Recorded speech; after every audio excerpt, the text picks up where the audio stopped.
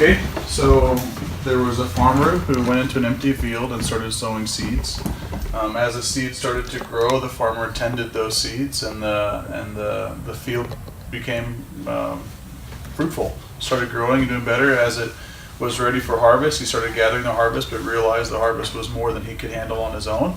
So he went out and found more laborers and taught them how to gather and how to take in the harvest, so that the harvest could be fully fruitful, be fully accounted for. And so the story is a story that tells us about Jesus. Jesus was the one that came, and he sowed seeds, and then tended those seeds and tended the field. And then the field is obviously the kingdom. He's sowing seeds of the kingdom. The kingdom is growing. And the harvest was so plentiful he needed help. So he's trained his disciples on how to care for both the harvest and how to train new seed sowers. And so now the task is really to continue seeding the new fields, seeding open areas, and training up harvesters, because the harvest is bigger than we can handle on our own. Good. And what's the heart all about?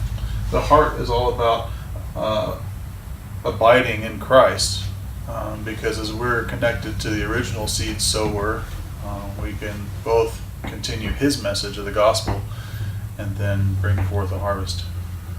Awesome. Very good. Great job. Hun, would you do it? Yeah. Can I do a little different Sure. version? Yeah. Okay. So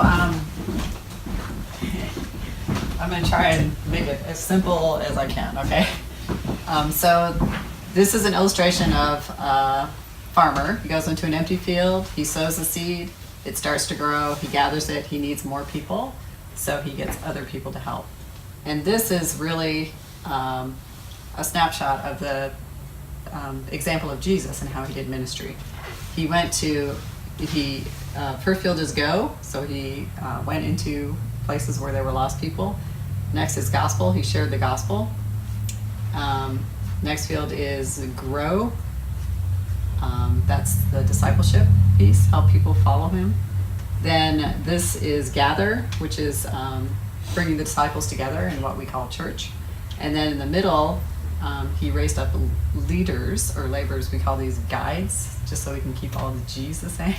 So we got go, gospel, grow, gather, guide, and then abide is the heart, shows that in this whole process we're abiding deeply in Christ. All right.